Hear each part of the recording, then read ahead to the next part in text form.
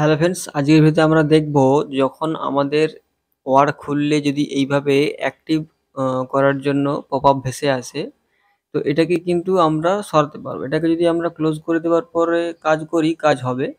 কিন্তু যতবারই আমরা মাইক্রোসফট ওয়ার্ড খুলবো তখন কিন্তু এইরকম পপআপ আসবে এখানে অ্যাক্টিভ করার জন্য। তো এটা কিভাবে আমরা সমস্যাটা সমাধান করব? তো তার জন্য কি করতে হবে, আমাদের লোকাল ডিস্কে যেতে হবে। মাই কম্পিউটার থেকে এখানে লোকাল ডিস্ক, তো এই লোকাল ডিস্কে যাওয়ার পর আমাদের এখানে দুটো ফাইল আছে, প্রোগ্রাম ফাইল আর প্রোগ্রাম ফাইল 86। তো এই দুটো ফাইলের মধ্য থেকে আমাদের যে কোনো একটা ওপেন করে দেখে নিতে হবে, খুঁজে নিতে হবে মাইক্রোসফট অফিস। তো এখান থেকে মাইক্রোসফট অফিস, এই যে মাইক্রোসফট অফিস, তো এখানে আমাদের ক্লিক করতে হবে। এরপরে যেখানে অফিস 16, তো এখানে আমরা ক্লিক করব।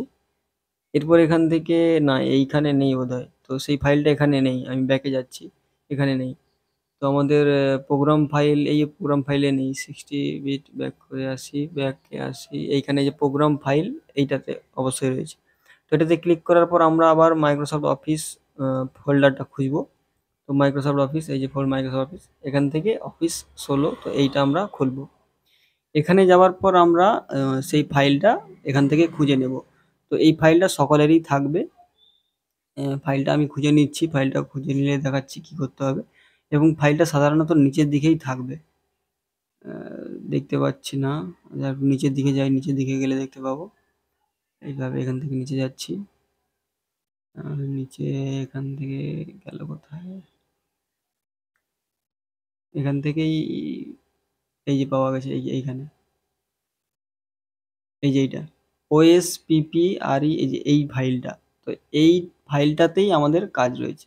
তো এই ফাইলটাতে কি কাজ করতে হবে, এই ফাইলটাতে কার্সার রাখার পর এখানে রাইট ক্লিক করতে হবে।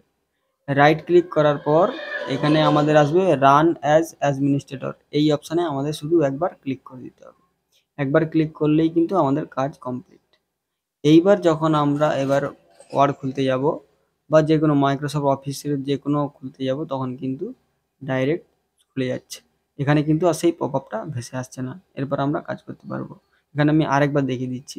আগে কিন্তু এখানে ভেসে আসতো, এখন কিন্তু আসছে না। তাই খুব সহজেই কিন্তু আমরা এই সমস্যাটার সমাধান করতে পারবো এইভাবে। তো আমি এটা বন্ধ করে দিচ্ছি, আমি আরেকবার দেখে দিচ্ছি। মাউসে ক্লিক করলাম, এখানে খুলছে না।